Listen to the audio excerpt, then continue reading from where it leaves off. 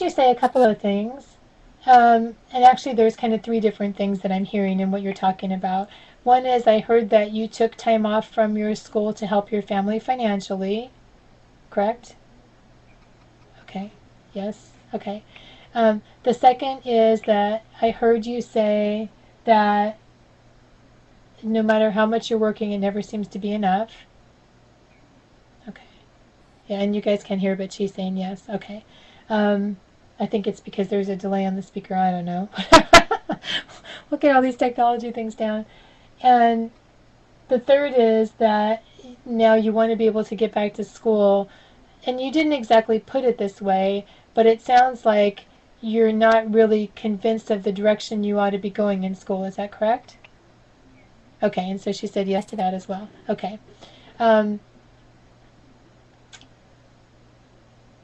so I want to start with this idea that it never seems to be enough, because my feeling is that that's the root of the idea, but I'm also sensing a couple of other things, one of which is what I call caretaking, and so I'm going to talk about that as well, okay?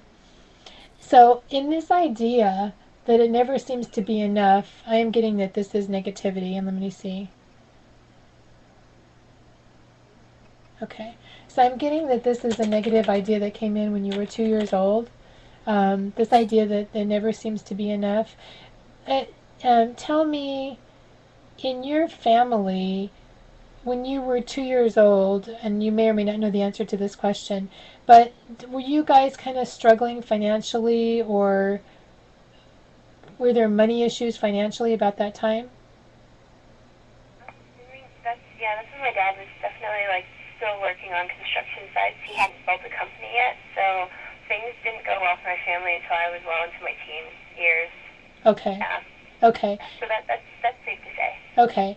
And so what happens with negativity, just to let everybody know, the way that it works is you can pick it up different ways. It can be by observing a particular situation. It can be by hearing something and then that thing just goes right into your head, especially before you're 5 years old. Or it can be something that is, let's say, an assessment that you make about yourself or about a situation as a child. I'm not getting this an assessment about your situation. I'm actually getting that this is something that you frequently overheard. On the part of your parents, the idea that it never seems to be enough or there's never enough.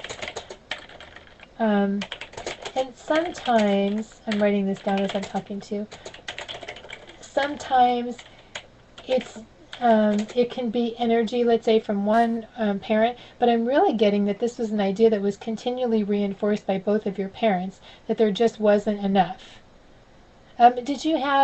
Do you have like younger siblings, or did another sibling come into the picture a little bit after this time as well?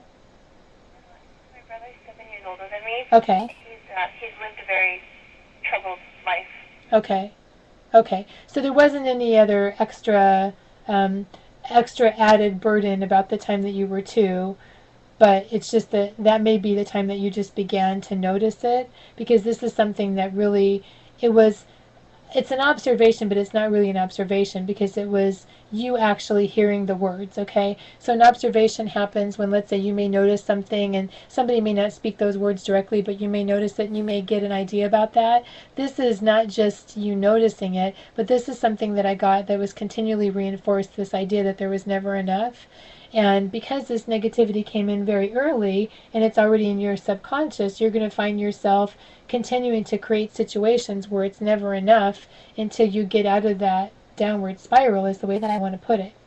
And it's kind of interesting because people can know how to create money, but then they can still have negativity that causes them to lose it. And I think Donald Trump is probably one of the greatest examples of that. Now, he knows how to make money, so he always pulls himself up, but that guy can lose more money than a lot of people can ever make in their lifetime. And you have to look at that and say, what on earth would happen if he didn't actually lose the money? How much more money would he have? Because he's kind of in one of those cycles again. So it's kind of interesting watching him.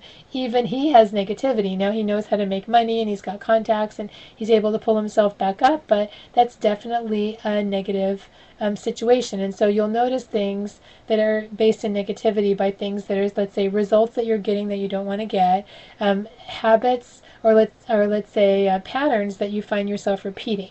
So in the case of that little boy that I talked about that was 2.5, that was a repeated pattern that he had where he continued to create a similar situation over and over. So I want to start with that. I am getting that you do have this negativity, and that's a primary thing about what's going on. And then I want to talk a little bit about the caretaking. So let me see how much is wrapped up in this.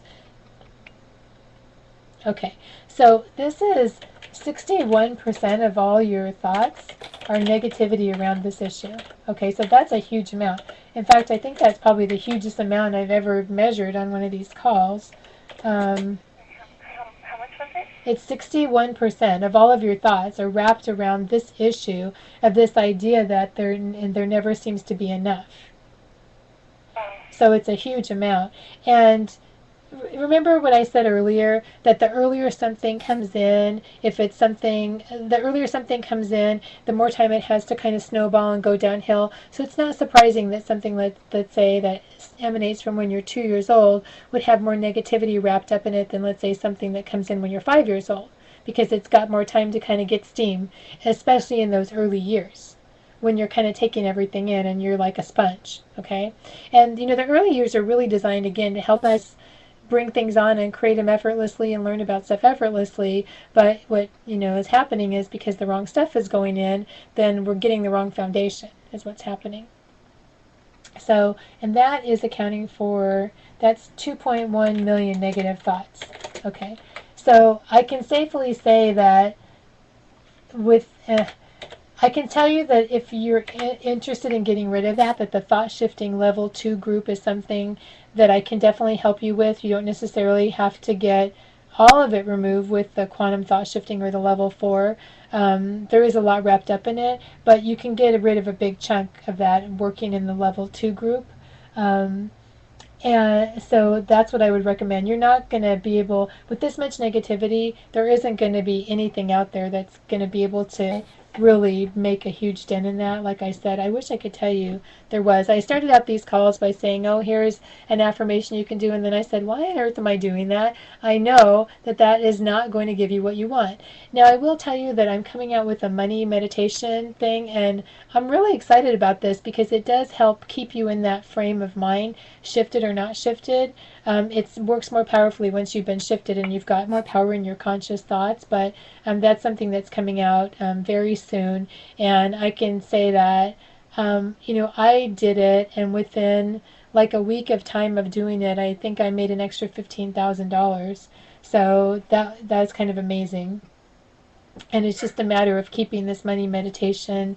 So I'll be putting an announcement out whenever I'm doing that, when I'm putting that out. So that's something that could also help you. But when you have, it's not going to erase negativity. What it's going to do is put you in a frame of mind temporarily to be in a place of attracting the negativity, but then you're still going to have that negativity that's back there that's kind of working against you. And it's a lot of it. If it was like 10 or 20%, then I might say that's still a lot, but try the meditation, see how that works if you're not prepared to do the level 2. But with this much negativity, I can safely say that the only way to really clear that I am aware of is with the thought shifting. Now, let me talk for a second about the other issue that I saw, though, and that's the issue that I call caretaking. Okay, so you quit let me define what caretaking is for all of you who may say, oh, what's the big deal? There's nothing wrong with caretaking. Caretaking is where you do something for someone else at your expense and or at their expense. Okay, so in the case of quitting school to help your family, what you actually did was something at your expense, right? Even though it may not seem like that. And also, when you're talking about the energy of everybody being down and out, what that tells me is that you pick up on other people's energy. So let me stop for a second, because I think I talked about this last week and I didn't talk about it this week. When I'm talking about energy, I might start losing some of you, and some of you might say, oh, that's woo-woo kind of stuff. Well, let me